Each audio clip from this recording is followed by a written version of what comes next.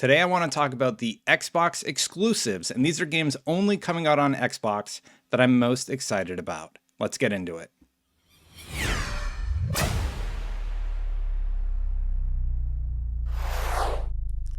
Okay, so oftentimes you see these lists where they do like best Xbox games. There's a lot of cross-platform stuff. So I wanted to talk about stuff that's only coming to Xbox and why I'm excited for it. And I'm going to start with a big one that I don't know if this is going to surprise you, but no, everything that's happened with it hasn't deterred my interest whatsoever. Halo Infinite is still one of my top picks and one of the top games that I'm incredibly excited about to play on the Xbox Series X or on PC. It's not going to matter where you play it, but I wanted to see how it runs on the Xbox specifically. So with the amount of work being put in, I really do think that they can turn it around. They've showed off some of the sound design documentaries recently. They've been talking about how they've been improving the world design. They've been releasing screenshots, and I think they're waiting until they have something truly special to show. And if we go back and look at that original trailer again, there's a lot of cool stuff going on there. The gameplay does look pretty solid. So, I mean, that's a positive going for it. But everybody latched onto the Craig thing. So I'll just say, no, Craig did not ruin it for me. I think Halo Infinite still has a lot of potential. I want to know how they're going to handle the storytelling. I want to know what's going on with the new villain. I'm not going to say his name wrong and get yelled at by the lore people. So I think it's Atrax.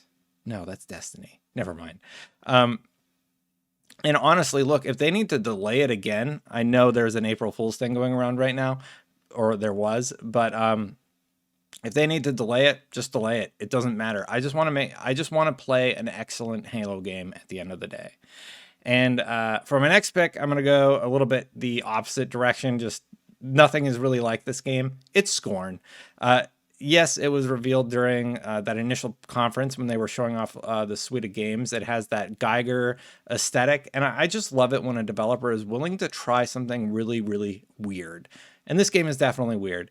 It's not fast-paced, it's slower-paced. The enemies are really creepy, and everything they look in what they look like, and what the world looks like, and what the weapons look like. It's just Scorn is just thinking about it is making me a little bit creeped out. So that is the best vibes for like a scary shooter game. And I can't wait to see what they've done there. And that one's going to be cool. I think no matter what they do, I think it's going to be cool to at least see as an experiment. Okay. Tunic. I'm just going to say it. Tunic.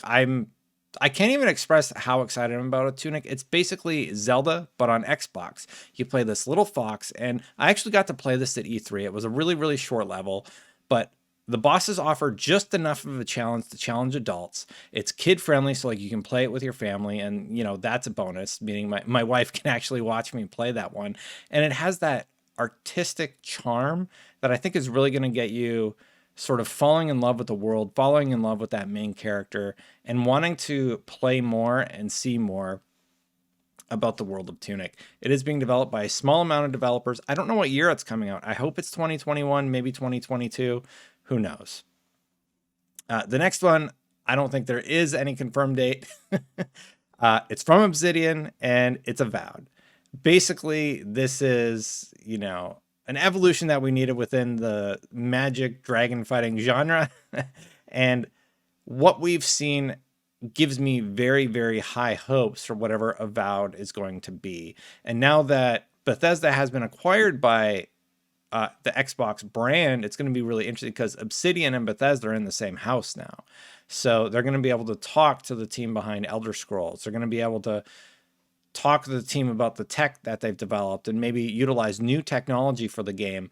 So Avowed, I was already excited for, and now I'm even more excited for it because there's going to be more collaboration between those teams, which is going to result in a better game. I think Avowed is going to wow a lot of people and really scratch that itch for like a Skyrim type game, but modernized. Okay. Hellblade 2. Now, for the first one, I got about halfway through it. I was loving the audio design and this whole the whole description of basically being insane and kind of having to battle this mental illness while you're also going through these combat scenarios. I did like the rock, paper, scissors of the combat. It felt really, really good.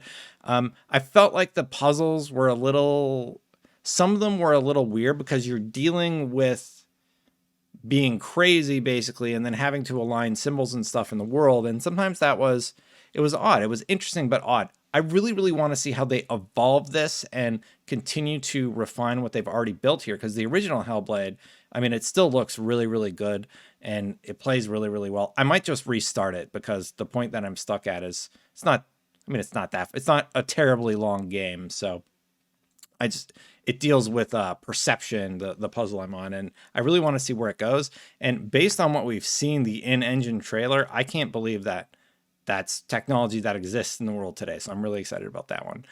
Speaking of technology, Stalker 2 is also a game that has piqued my interest. And I'm just going to say it right now so nobody calls me on it later. I don't know anything about the Stalker franchise. I'm just excited for Stalker 2 because of the technology of the engine. And they keep showing off that tech. I want to know more about the gameplay and the story in the game, but all they've shown recently is like they did a tech demo showing off, blowing trees and the wind effects and everything, the lighting effects in the next room. And then they also showed off the guns and character models lately. On my part, I think I need to go through and learn what the Stalker universe is about so that I have a better idea of what I can expect for Stalker 2. I'm really, really excited to hop into that world and get to experience the Stalker franchise for the first time. Maybe you could help me out with that one, actually. If there's a particular reason I should be ridiculously excited about Stalker, just give me the pitch. Give me the pitch, because right now the technology has already sold me. Now I want to know how I can get invested into this world. Some of my bonus picks are super far out, and we haven't really seen much. I know I sort of cheated with Avowed, but the Bethesda merger makes me even more excited about Avowed. So bonus, Perfect Dark. I think Perfect Dark definitely was a game of its time. And the new game, it looks like they're leaning more into the spy aspect and less into the silly aliens aspect. People like that.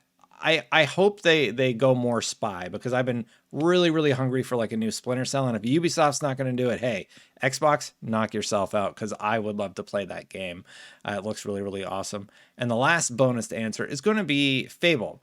The trailer did a good job of showcasing that, hey, this is definitely Fable. It's all mystical, but it's also silly with the frog eating the fairy and everything.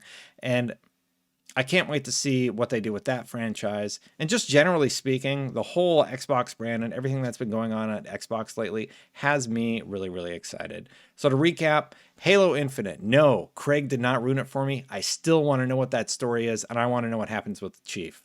Scorn, love the design aspect. Tunic, it's basically Zelda on Xbox. I've played it, and I can't wait to play more. Please release that game soon. Avowed. Look, we've needed a new Skyrim for a long time, and Avowed looks like it's going to scratch that itch. And with the Bethesda help and Bethesda information at the very least, that's going to be really cool. Hellblade 2, I need to go finish the first one. Like, the game's not that hard.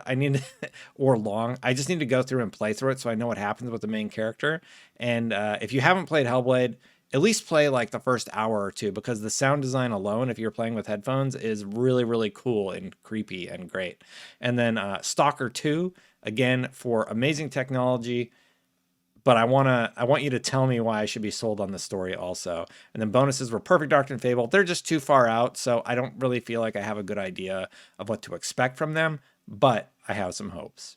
All right, those are the Xbox games I'm excited about. Is there anything coming to Xbox that you're particularly excited about? And I'm going to be doing one of these for Xbox and for PlayStation, so you can watch the other video at the end of this one.